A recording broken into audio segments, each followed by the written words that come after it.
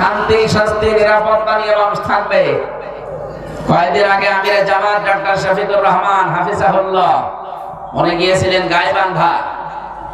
এই হিন্দু পুরোহিত ঠাকুর ওনার আগে বক্তব্য দিচ্ছিল, দেখলাম সে বলছে আমি একটা হিন্দু মানুষ, আমি ঠাকুর।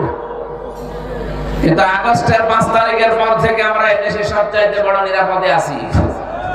আমরা আরো নিরাপদে থাকবো যদি এই দেশে আল্লাহর কোরআনের আইন চালু হয়।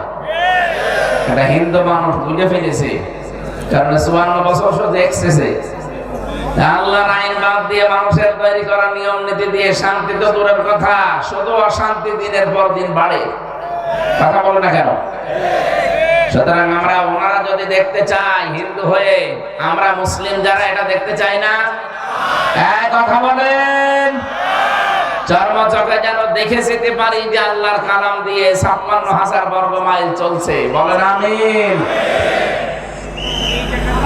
সুতরাং যে আল্লাহ আমাদেরকে এখানে নিয়ে এসেছেন কোরআনে কারিমের কিছু শোনার জন্য, সামনে যেহেতু বিষয়ের একটা সম্ভাবনা আমরা দেখতে পাচ্ছি আয়াত অনুযায়ী মানুষ যেভাবে দলে দলে পালে পালে আসতেছে, আন্তর্জাতিক চাপ গুলো যদি একটু কমে যায়, আশা করছি সামনে এই দেশটা হবে কোরআনের দেশ।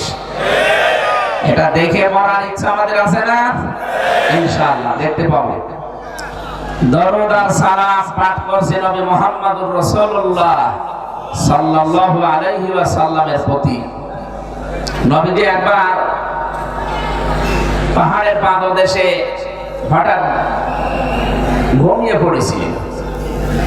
বিশ্বনবী লক্ষ্য করে দেখলেন একজন কাফের তরবারি নিয়ে এসে নবীজির মাথার উপরে ডাক দিয়ে বলে, মুহাম্মদ আমার হাত থেকে তোমাকে কে বাঁচাবে? নবীজি তার স্বভাব সুলভ কণ্ঠে জবাব দিয়ে দিলেন, আমার আল্লাহ আমাকে বাঁচাবে। আমাদের মুখ দিয়ে কিন্তু এই কথা সহসায় অত বিপদে আসার কথা না। ওইরকম বিপদে যদি আমরা পড়ে যেতাম, আমাদের মুখ দিয়ে হয়তো বের হয়েছে তো যে কে বাঁচাবে, মানে আপনি আমার বাপ, আপনি আছেন না।